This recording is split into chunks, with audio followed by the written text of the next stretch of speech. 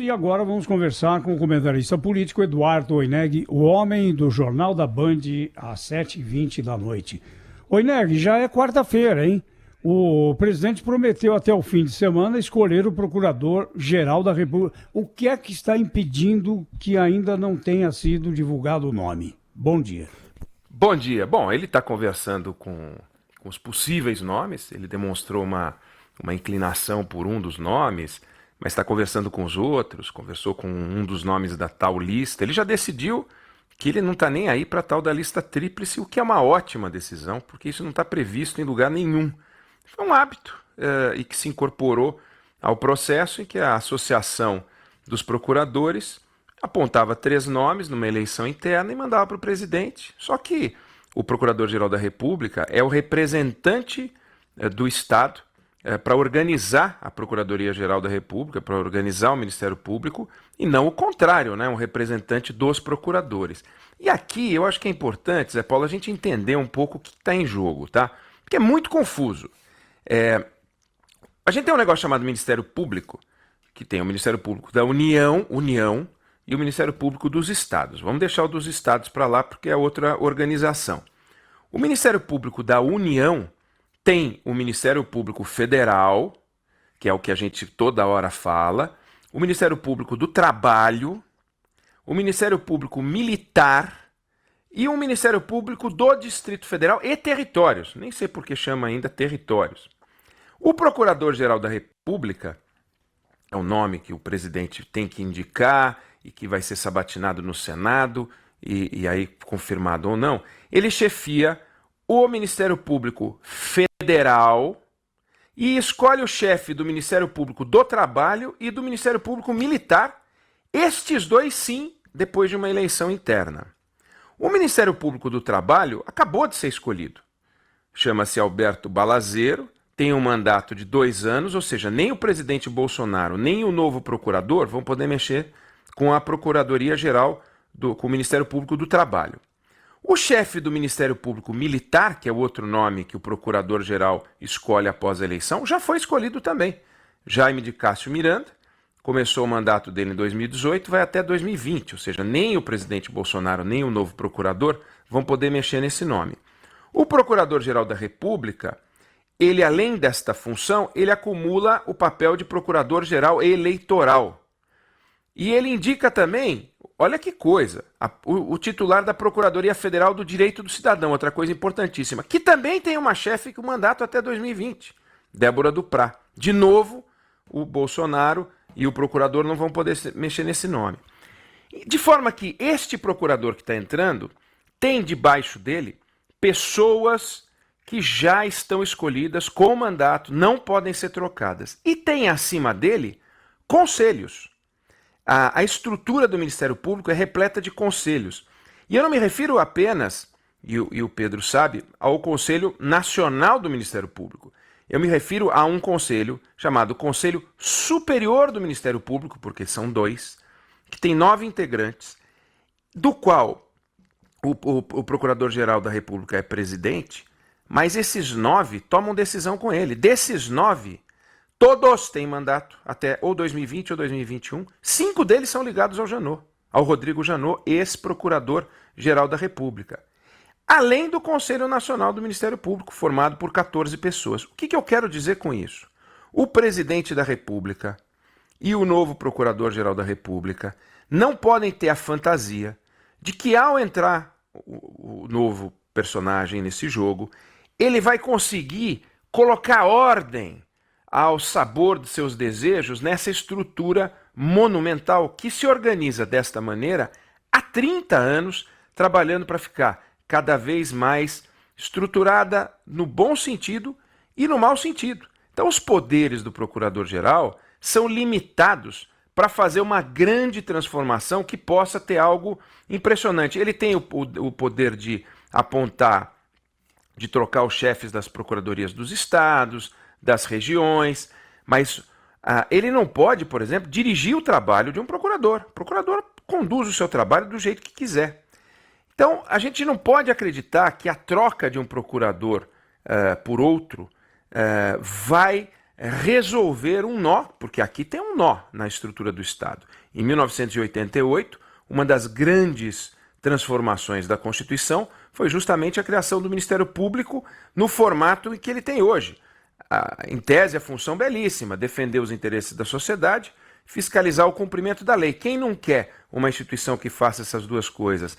Mas é no seu dia a dia, na forma como se organiza o Ministério Público, que a gente vê ações civis públicas, denúncias de que certas empresas fazem trabalho escravo. Aí quando você vai olhar, não é trabalho escravo.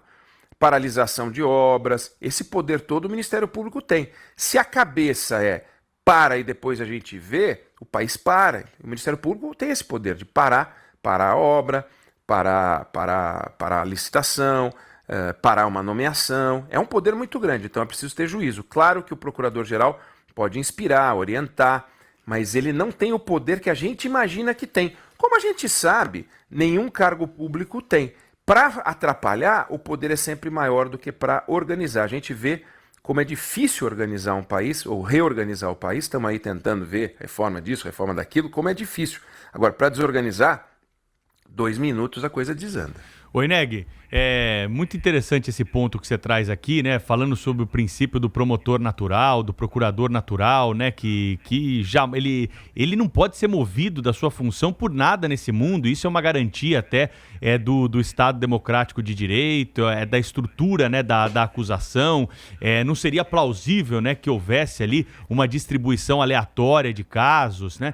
Mas nós temos as forças-tarefas, nós temos operações especiais do Ministério Público e a gente sabe que o Procurador-Geral tem o condão, sim, aí de direcionar grupos para investigar determinados casos que estão em andamento aí. Me parece que a sociedade brasileira, e aqui é uma percepção minha, e você me corrija se eu estiver errado, a sociedade brasileira, nesse momento, clama muito mais por forças-tarefas para combater o crime organizado do que para salvar o mico-leão dourado, que é importante também. Mas nós temos taxas de homicídio, taxas de assassinatos no país aí que dão inveja para países que estão em guerra. Você não concorda não, Eneg? Olha, você foi no ponto central. Primeiro que força-tarefa é algo que a gente tem que discutir com muito cuidado, porque sim escolher quem vai investigar. É algo que, se você for entrar no detalhe, você vê que é a fulanização da investigação. A Constituição de 88 definiu essa impessoalidade, ou seja, a ação cai com o procurador, a ação cai com o juiz, numa modalidade em que nem o juiz nem o procurador podem se colocar para investigar. Mas quando você cria uma força-tarefa e você fala, vai ser Joãozinho, o Guinho, o Zezinho, o Luizinho que vão para lá, você escolheu as pessoas. Pessoas em quem você confia, pessoas que pensam como você quer que pensem e pessoas que podem, eventualmente, dirigir a investigação nessa ou naquela direção. E aí o Procurador-Geral da República tem um poder extraordinário para montar e para desmontar. Raquel Dodge acabou de renovar por mais um ano a Lava Jato. Ela definiu o seguinte: aqueles 16 caras que estão em Curitiba, 16. Não existe juiz-tarefa, mas existe força-tarefa do Ministério Público. Por que precisa de 16 procuradores e um juiz apenas, né? Ah, não, mas é porque tem muita coisa para investigar. Bom, então também tem muita coisa para julgar. Se um juiz vai ter 16 juízes, então. Não, eles têm 16 procuradores lá, eles têm 10 em Brasília, tem mais 10 em São Paulo, tem mais 10 no Rio de Janeiro. Quando você vai ver, tem 50, 60 procuradores viajando para lá e para cá, recebendo diária. É muito interessante para o trabalho e para o dia a dia deles. E a gente vê que é uma oportunidade para alguns desvios. Mas o seu ponto central, e eu acho que é o ponto central, o Brasil tem uma estrutura muito corajosa, muito destemida e distorcida contra aqueles criminosos cuja arma é o habeas corpus, no máximo, mas na hora em que você vai enfrentar os caras cuja arma é um fuzil, aí não tem força-tarefa. Aí você não vê gente agindo, não. Nessa hora, o Ministério Público é muito mais conservador.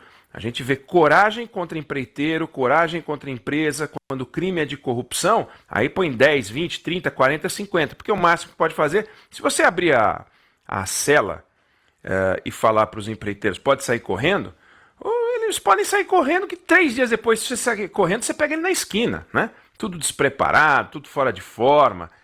É empresário, né? Não é gente que está acostumada a sair correndo. Agora, na hora que você pega o crime organizado, na hora que você vê as estruturas de poder, tanto que quando a gente vê uma apreensão, por exemplo, da Lava Jato, você achou 55 milhões de reais de um deputado no apartamento dele. Nunca você vê uma apreensão de 55 milhões de reais de um PCC da vida. Aí eles falam, quebramos, teve um recente aí, eu fiquei um pouco impressionado, decepcionado. Não, quebramos a espinha dorsal da estrutura financeira de um braço do PCC, 400 contas. Você viu quanto que eles aprenderam? Quanto eles disseram que eles movimentam? R$1 milhão por mês. Você acredita que o PCC, um braço financeiro, estrutura central, movimenta R$1 milhão por mês? Não, peraí. Se o PCC movimenta 12 milhões de reais por ano, ou se esse braço financeiro estratégico é 12 milhões, alguma coisa está errada. Ou o PCC não é nada disso, ou então isso que eles aprenderam também não é importante. Quando fazem uma mega apreensão, acham o quê? 10 fuzis, 15 fuzis. Essa é uma mega apreensão.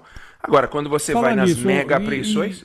E os 50 milhões, hein? Ninguém mais fala. De onde veio esse dinheiro? Bom, mas ele tem que abrir o bico, né? Sim, isso aí é reserva. Não sei, bom, mas ele sabe por que não abre também, né, Oineg?